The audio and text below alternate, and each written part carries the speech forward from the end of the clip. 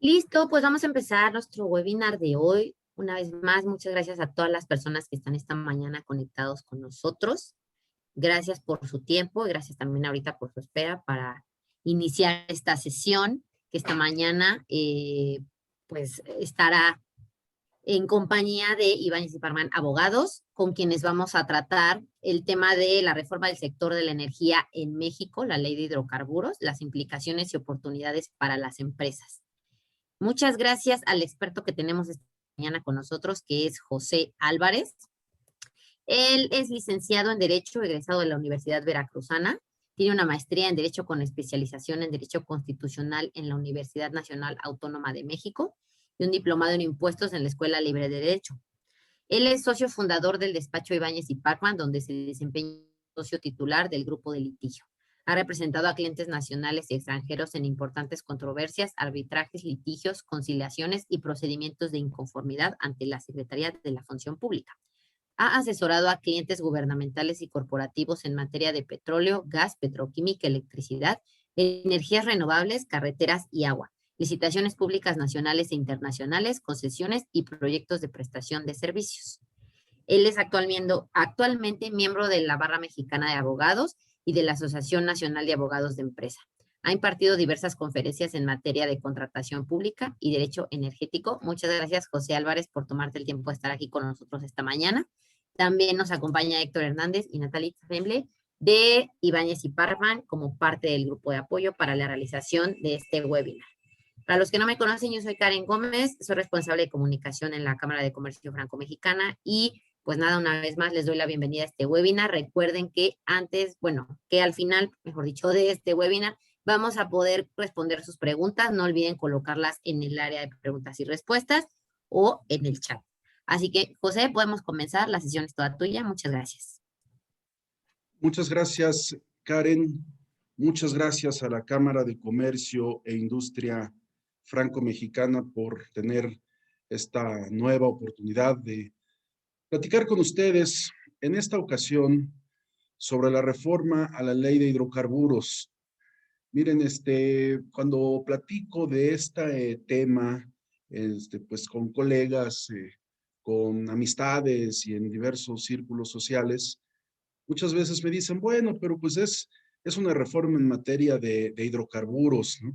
Le afecta pues a los que transportan los hidrocarburos, le afecta a los grupos gasolineros, pero hay que tener cuidado porque es importante precisar e ir viendo cómo se están dando las reformas de este gobierno. Cito, por ejemplo, desde luego, la reforma a la ley de la industria eléctrica, esta reforma a la ley de hidrocarburos, la nueva ley que se está cocinando en materia de aguas nacionales, la nueva ley de aguas nacionales, de tal suerte que en todas ellas existe este común denominador de afectar a una serie de permisos, de licencias, directamente a empresas, a particulares, en fin. De tal suerte que es un tema importante y trascendente para el país en general, sea o no que estemos involucrados en proyectos de hidrocarburos, ¿no? Bien, miren ustedes, comencemos platicando que el 4 de mayo de este año se publicó la reforma a esta ley de hidrocarburos. Dentro de las reformas, me gustaría resaltar algunas que son las que me parecen más extremas y que presentan una importante gravedad para las empresas que tienen ya concesiones y que están involucradas en el medio. Fíjense que una de estas reformas a esta ley es cambiar la figura de la afirmativa ficta por la de la negativa ficta. Esto es, en los procedimientos, por ejemplo, para la cesión de permisos, y si la CRE o la CENER, según sea el caso, no responde dentro de los 90 días naturales siguientes a la solicitud, anteriormente se entendía que esa cesión estaba autorizada porque existía la figura de la afirmativa ficta. Ahora ha sido cambiada por la figura de la negativa ficta. Eh, este cambio pudiera parecer irrelevante, pero no lo es. Miren, aquí les traigo el artículo íntegro, que es el artículo 53, donde se observa, yo no sé, Karen, bueno, ocurre que yo ya vi, perdón, discúlpenme, ya vi cómo puedo mover Dime. la... No, ya vi cómo puedo arrastrar, digamos, la cámara hacia donde estamos nosotros siendo vistos y poder tener la pantalla completa porque me la estaba yo tapando. Perdón.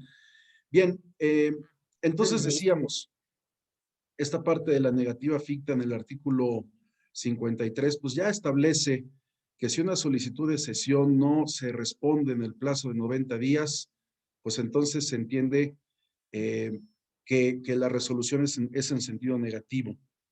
Y decíamos, miren, la afirmativa ficta es una figura que es muy útil y que le da celeridad a los trámites.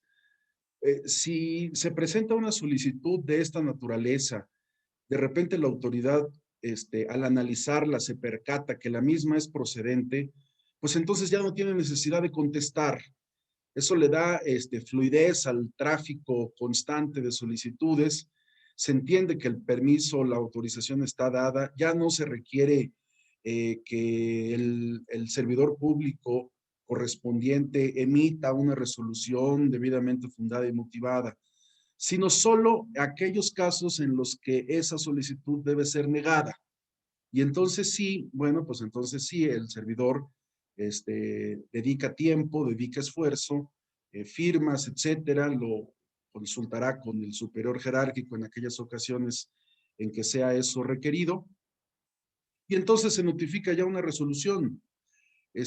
Pero ahora, con la negativa ficta, lo que va a ocurrir es que no se responde en los 90 días y entonces se ve en la necesidad de tener que acudir pues al tribunal, a tribunales, tener que acudir a tribunales y ya en tribunales, bueno, pues comenzar a litigar los asuntos, ¿no? Entonces, eh, no nos parece adecuado, pareciera que no existe este conocimiento de cómo se deben de ir dando los casos concretos. No hay necesidad de poner una negativa ficta. Si nos van a negar el permiso o la sesión, pues se emite la resolución correspondiente y estamos en la misma hipótesis, ¿no? En fin. Eh,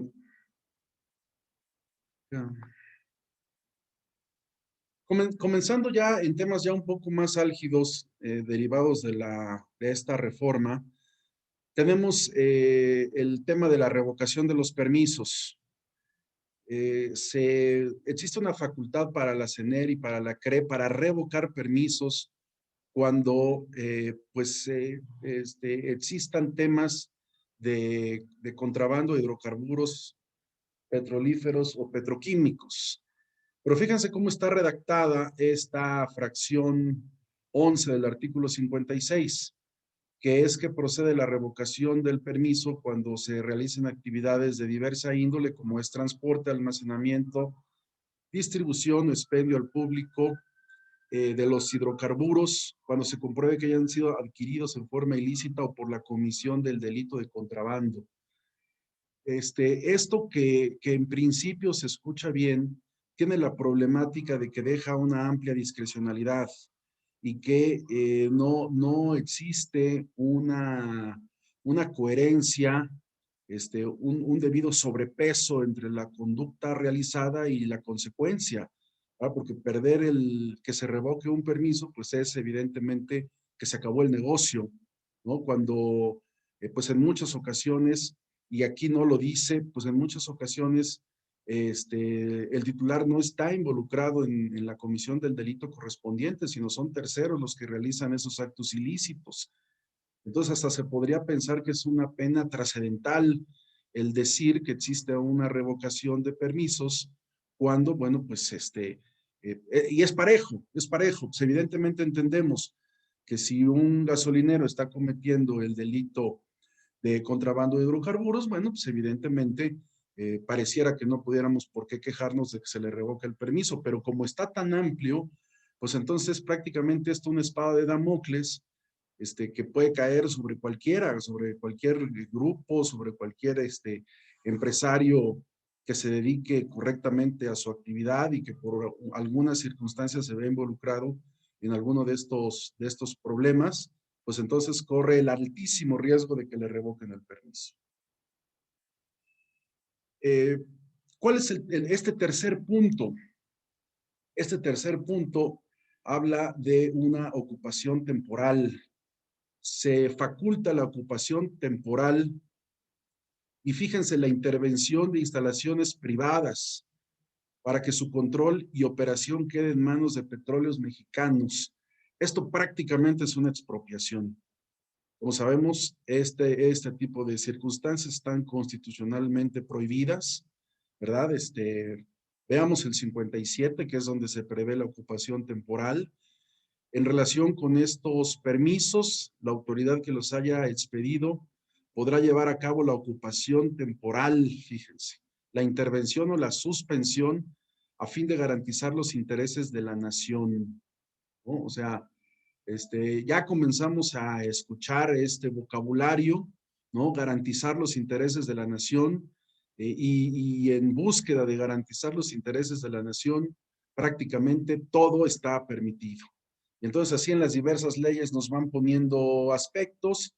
En alguna ocasión veíamos que en materia de aguas, un título de concesión para explotar, por ejemplo, un pozo, también si para garantizar el interés nacional, pues ese permiso se puede revocar. Lo vimos también está siendo al día de hoy en debate las reformas a la ley de la industria eléctrica, pero fíjense cómo entonces comenzamos a ir incluyendo en las leyes diversas hipótesis. Y aquí, en este vocablo tan genérico, tan ambiguo, tan definitivamente poco claro, como es garantizar los intereses de la nación, se pueden proceder a la ocupación temporal, a la intervención o a la suspensión de los permisos correspondientes. Y finalmente, ya hablando concretamente de la suspensión de los permisos, y fíjense, de nueva cuenta, este vocabulario, la CENER y la CRE, ante posibles, fíjense ustedes, posibles peligros inminentes. O sea, ¿cuándo puede haber un posible peligro inminente? Yo les diría que siempre, nada más, iba yo a decir, con salir a la calle, ¿no? Pues a lo mejor con el simple hecho de estar en nuestro hogar, siempre habrá un posible peligro inminente. Y entonces, si esto existe en relación con la seguridad nacional, la seguridad energética o para la economía nacional, desde luego, esto que está entre paréntesis es propio, sin definir esos conceptos, se podrá suspender de manera temporal los permisos de manejo, almacenamiento, transporte o distribución. Y dicha suspensión puede durar durante el tiempo que la autoridad, esto también es agregado del suscrito, discrecionalmente determine. ¿Por qué? Pues porque no está definido. No se dice, bueno, pues en estas hipótesis la suspensión será por este plazo. Oigan, bueno, pero si se dan estas otras circunstancias, la duración será menor, ¿no? Pues está abierto, es la autoridad, será la CENER, será la CRE, quien determine cuando exista un posible peligro inminente que discrecionalmente se suspendan los permisos. Así está la circunstancia, ¿no? Entonces, ¿qué se...? Y esto está del artículo 59 bis, como ya es un artículo un poco más largo, con la finalidad de avanzar en los medios de defensa, no le vamos a dar lectura y desde luego a las personas que estén interesadas en esta presentación, pues desde luego que se las podremos hacer llegar, ¿no? Pero bueno, aquí, insisto, lo de la suspensión de permisos lo tenemos en este artículo 59 bis. ¿Qué argumentos tenemos? ¿Qué se puede observar? Este, eh, se vulnera la garantía o el principio de no retroactividad. A ver, una de las bases que se sustentan no solo nuestra Constitución, sino todo el orden jurídico de los diversos países, es precisamente la certeza, la seguridad. De tal forma que cuando uno tiene un permiso o cuando uno firma un contrato o cuando uno, contrae matrimonio, por ejemplo, ¿no? Diversas actividades, cuando compra usted un terreno, no sé, lo que guste, lo que gusten pensar. Este, esa actividad, ese hecho, ese acto jurídico, se debe regir por la legislación que en ese momento exista. Y eso se le llama certeza jurídica. Por eso la Constitución establece que no se aplicará retroactivamente ley alguna en perjuicio de las personas. Y aquí, bueno, pues evidentemente, y como ustedes lo están viendo, al tener la posibilidad de revocar permisos, de suspenderlos, pues se está, desde luego, que afectando la garantía de no retroactividad. Luego, pues existe una desproporcionalidad de las medidas, como puede ser la revocación de un permiso, eh, persiguiendo un fin que desde luego que es loable. No, desde luego que no podemos dejar de asentir que pues se debe de frenar el contrabando de hidrocarburos, la existencia de un mercado ilegal, ¿no? En gran medida conocido como el huachicol, ¿no?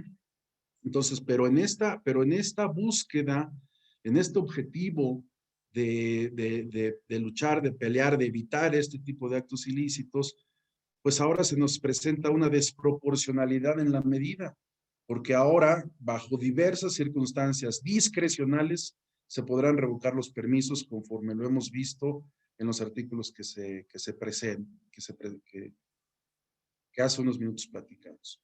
Y luego también, pues realmente sí hay una amenaza, una posibilidad latente de que haya y lo decíamos, una especie de expropiaciones de hecho, ¿no? De hecho, a las diversas inversiones realizadas en el país, tanto por extranjeros como por nacionales, ¿no? En el momento en el que se permite no solo la revocación de los permisos, sino la ocupación temporal de los mismos, ¿no? Pues prácticamente existen estos tres grandes temas, ¿no? Que son argumentos específica y estrictamente jurídicos, pero hay uno de fondo más. El argumento de fondo es que lo que esta reforma acarrearía, pues es regresar el monopolio a petróleos mexicanos, ¿no? Con todas estas posibilidades y con todo este abanico de opciones que ahora va a tener la CENER y la CRE, pues entonces ahora existe la muy fuerte posibilidad de que se regrese al monopolio de Pemex con la evidente afectación de los precios, pues a nosotros, a los consumidores finales, ¿no? De cualquier forma, ustedes lo han visto, al día de hoy existe un libre mercado, existen diversos proveedores nacionales y extranjeros. Uno puede escoger en qué estación de servicio adquirir el combustible correspondiente. Sabemos y nos damos cuenta, no hace falta más que recorrer unas cuantas cuadras para observar que existe una competencia en cuanto a los precios, porque son diferentes. Recordemos, antes de esto, pues entonces Petróleos Mexicanos, cuando tenía el monopolio, tenía también fijando el precio correspondiente y bueno, pues era uno y se acabó. Bien, ¿qué se puede hacer y qué se está haciendo? ¿Qué se está haciendo en esta materia en contra de la ley, en contra, discúlpenme, de la reforma a la ley de hidrocarburos. Pues existe el medio de defensa, ustedes han escuchado en los medios, que es el juicio de amparo. Y el juicio de amparo en contra de una norma como lo es una ley, como lo es la ley de hidrocarburos particularmente, pues se puede presentar en dos momentos. Según sea una ley autoaplicativa o una ley heteroaplicativa. Una ley es autoaplicativa cuando con su sola entrada en vigor causa perjuicio, porque el quejoso ya se encuentra en la hipótesis normativa. Esto es, si la ley dice que los actuales permisionarios deben de cumplir con determinados requisitos, como de hecho nos lo plantea la reforma de la que estamos hablando, entonces esa ley es autoaplicativa porque por el solo hecho de entrar en vigor, la empresa, el particular, el sujeto, ya está obligado. No requiere de un acto concreto posterior, ya está obligado. Y frente a una norma autoaplicativa, la primera opción es presentar el amparo dentro de los 30 días hábiles siguientes a su entrada en vigor. Como esta ley se publicó, como ya lo vimos, o lo platicábamos al principio, el 4 de mayo, entró en vigor al día siguiente, el 5 de mayo, pues esta posibilidad de plantear el amparo en su contra como una ley autoaplicativa feneció la semana pasada, ¿no? De tal forma que, bueno, pues al día de hoy ya no se puede presentar juicios de amparo en contra de la reforma de la ley de hidrocarburos, considerándola como autoaplicativa. Sin embargo, existe una segunda posibilidad, una segunda oportunidad, que es con motivo del primer acto de aplicación. Entonces, las normas que son heteroaplicativas son aquellas que requieren de un acto concreto de aplicación. Y las normas heteroaplicativas, como también las autoaplicativas con motivo del primer acto de aplicación, se pueden impugnar dentro de los 15 días hábiles siguientes a partir precisamente de este primer acto de aplicación. Entonces, ahora sí, si la CRE o la CENER plantea la revocación de un permiso o la ocupación temporal también de una estación de servicio, por ejemplo, bueno, pues a partir de ahí tenemos este primer acto de aplicación y con motivo de este primer acto de aplicación, entonces se puede acudir al juicio de amparo para impugnar la constitucionalidad de la reforma. Y esto es precisamente lo que ha ocurrido. Se han presentado ya juicios de amparo en contra de la ley. Estos jueces de la Ciudad de México especializados, Juan Pablo Gómez y Rodrigo de la Pesa, ya pues famosos ahora en los medios, han otorgado suspensiones definitivas precisamente en contra de las reformas. Ustedes han visto estas noticias en los medios. Se han otorgado estas suspensiones, pues precisamente porque estos jueces han considerado que de estarse aplicando la ley va a permitir que Pemex recupere su papel monopólico, el control monopólico que tenía antes de la reforma energética, lo que sin duda afecta a los extranjeros y nacionales que ya invirtieron con motivo de la reforma energética y así como a los consumidores finales por el evidente aumento en los precios al dejar de existir la competencia correspondiente, ¿no? Y estas suspensiones tienen efectos generales. A nosotros nos han preguntado, oye, pues si las suspensiones, si ahorita la ley está suspendida en cuanto a su aplicación, porque se han considerado que se debe dar efectos generales a estas suspensiones, pues entonces, ¿para qué nos amparamos? Mejor pues vamos a esperar a ver cuál es el resultado. Seguramente,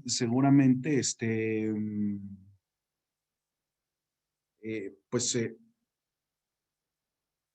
se terminará resolviendo en un sentido o en otro. Y nosotros siempre hemos dicho, cuidado, cuidado porque esas suspensiones no necesariamente, y esto va de la mano también con una pregunta que estoy recibiendo, no necesariamente se van a conservar en ese sentido, ni tampoco se puede garantizar, por ejemplo, que el amparo al final se conceda solamente para efectos o con motivo del primer acto de aplicación, y entonces lo que va a ser inconstitucional va a ser el acto concreto de aplicación.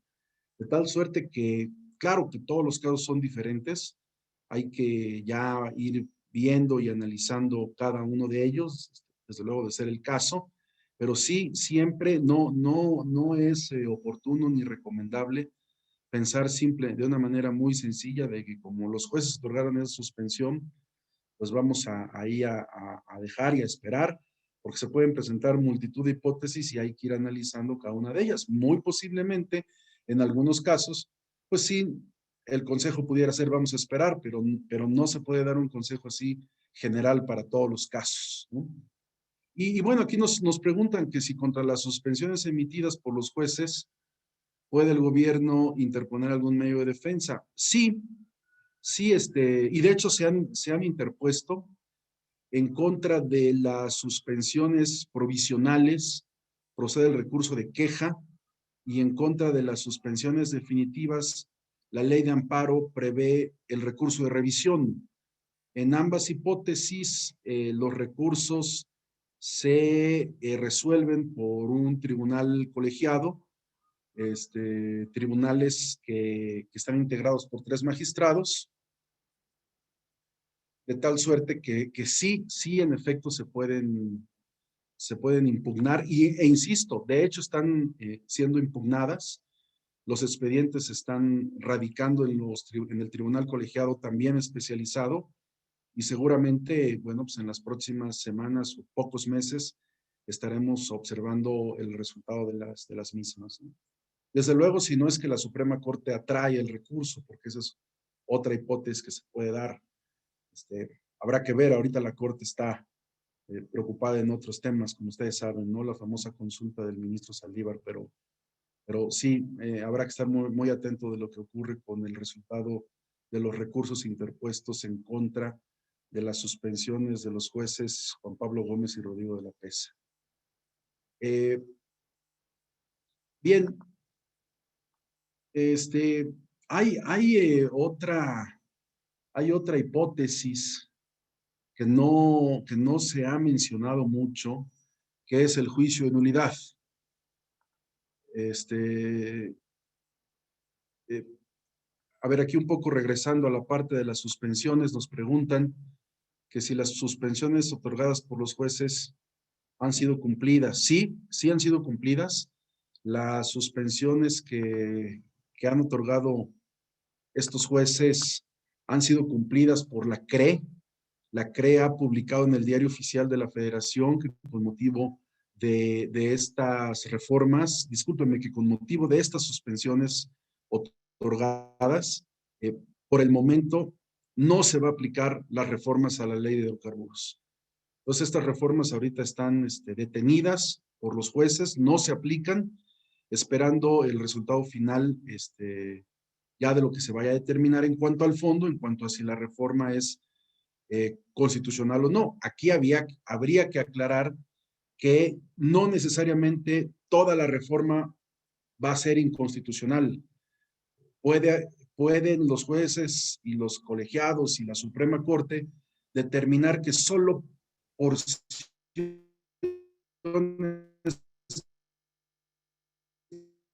normativas son inconstitucionales. Solo determinados artículos son inconstitucionales, pues entonces regresen y retomen su vida jurídica. Bien.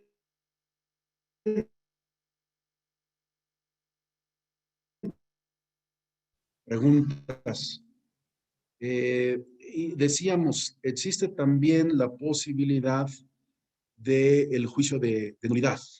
El juicio de nulidad, aquí no se va a pelear la constitucionalidad de la reforma, pero sí se van a atacar por vicios propios, actos concretos de aplicación. Aquí pusimos contra actos concretos de aplicación, realidad ya propios de la.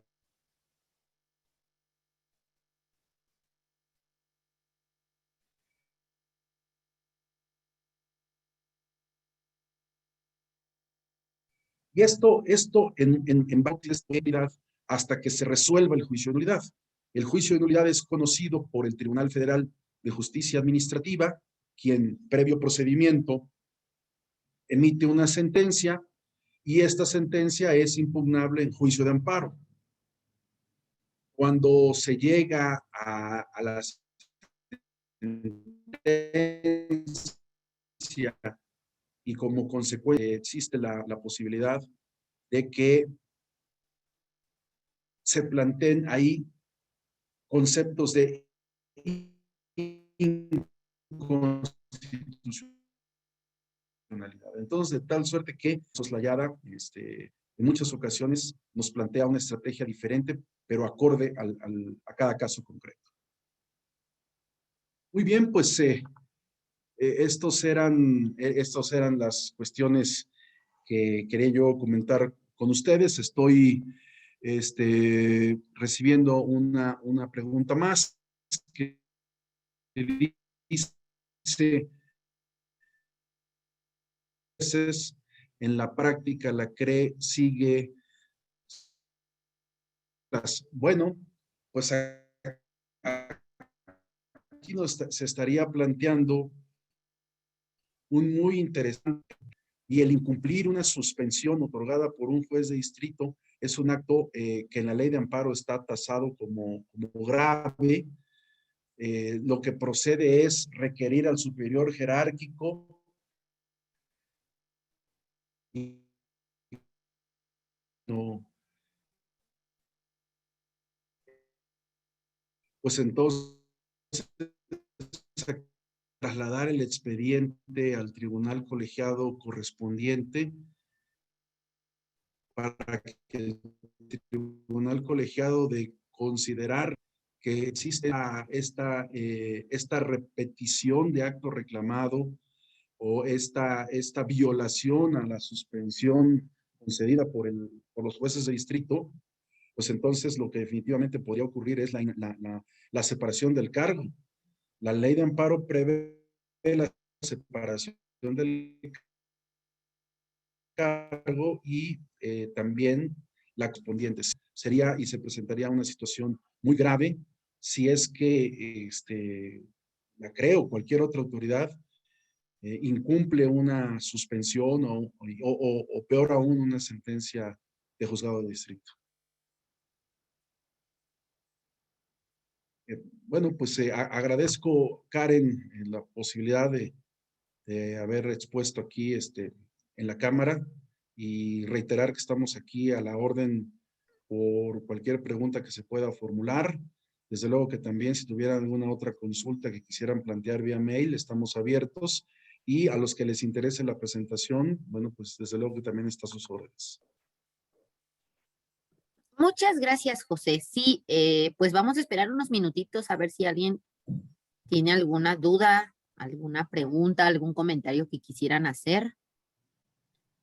Sí, estoy viendo que Creo que todavía nos por lo quedan visto todo está muy claro, José, porque eres gran ponente y entonces la gente no tiene muchas preguntas por ahora, pero vamos a esperar un poquito. Y sí, sin problemas, digo, mientras Ibáñez y Parma nos comparta la presentación, nosotros podemos colocarla en nuestro sitio junto con el replay de este webinar para que ante cualquier duda o si quieren volver a verlo, pues esté ahí disponible para todos. Perfecto, perfecto. Muchas gracias, Karen. En unos minutos te hacemos llegar la presentación para efectos, como mencionas, que esté disponible para las personas que quieran visitar el sitio. Sí, sí, sí. Siempre ahí tenemos, de hecho, las grabaciones de todos los webinars que hemos hecho. O sea, va a estar este y todos los demás, y también en nuestro canal de YouTube para que puedan consultarlos. Mira, Manuel pregunta bueno, está ahí en el chat. No sé si quieras plantearla, Héctor. Yo la puedo leer. Ah, No, o tú no, la no. puedes revisar Sí, directamente. Vale. sí. Dice, se pregunta, ¿hay iniciativas para modificar la Constitución en esta materia? Pues no las hay, no las hay.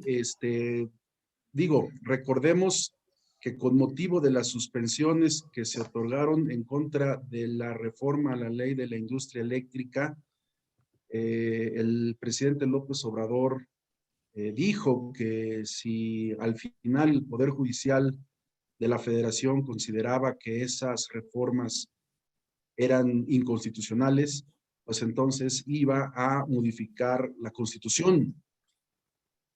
Cuando lo dijo, su partido, junto con sus aliados, contaban con una mayoría calificada en la Cámara de Diputados. Eso siempre es importante hacerlo notar. Tenían esa mayoría calificada en la Cámara de Diputados, más no la tenían en la Cámara de Senadores. Entonces, en aquel momento iba a ser complicado sacar una reforma constitucional. Al día de hoy y después de las elecciones del 6 de junio es aún más complicado, porque no solamente no tienen la mayoría en la Cámara de Senadores, discúlpenme, la mayoría calificada, sino que ahora tampoco la tienen en la Cámara de Diputados. Recordemos que para reformar leyes basta con la mayoría simple, con una mayoría simple, con eso se logra una reforma a las leyes, pero para reformar la Constitución se requiere la mayoría calificada que ya no cuenta el partido Morena y sus aliados, ¿no? Pero no, contestando particularmente la respuesta, no hay iniciativas constitucionales en este momento en esta materia. Muchas gracias, José. Bueno, no sé si alguien tenga alguna otra duda. Es momento de hacerlo, de escribirlo en el chat o en el área de preguntas y respuestas. Digo, mientras no sé si tengas alguna conclusión, José, alguna cosa que quieras agregar respecto al tema. Desde luego, me gustaría concluir que este tipo de reformas nos deben de preocupar a todos los ciudadanos, no solo a las empresas y a los particulares que estén involucrados en el sector hidrocarburos, sino, insisto, a todos. Primero por el efecto que al final podría tener, porque pues de una manera u otra todos somos consumidores finales, ¿no? Pero también porque esto nos va reflejando una ruta que se va a trasladar a otras leyes. Y si no se frena en este momento, bueno, pues como nos demos cuenta vamos a tener una pelota de nieve en la que ya difícilmente nos vamos a poder salir, ¿no? Claro. Am, Muchas gracias, Jorge. Muchas gracias por sí, tus justo. comentarios. Me parece que seguramente no te habré aportado algún conocimiento adicional, pero bueno, si la presentación te pareció adecuada, te agradezco. Muchas gracias. Gracias, Jorge. Muchos saludos. Gracias por conectarte, en efecto. Pues sí, bueno, por el momento no hay más intervenciones, no hay más preguntas. Estaríamos dando por cerrado el webinar. Como les dije hace un rato, vamos a tener la presentación por parte de Ibáñez y Parkman y la vamos a colocar en el sitio. Les estaremos haciendo llegar la liga para que puedan visitarlo y encontrar ahí no solo este webinar, sino todos los que ha habido, pues desde que empezamos con estas actividades. Así que siéntanse libres de volver a verlos las veces que quieran. Muchas gracias, Jorge. Muchas gracias a Natalia, a Héctor también, a todo el equipo de Ibáñez y Parman por haber estado esta mañana con nosotros. Y pues nada, que tengan todos muy buen día y nos vemos en el siguiente webinar. Saludos a todos. Muchas gracias por su tiempo. Hasta luego. Gracias a Gracias, todos. hasta luego, buen día.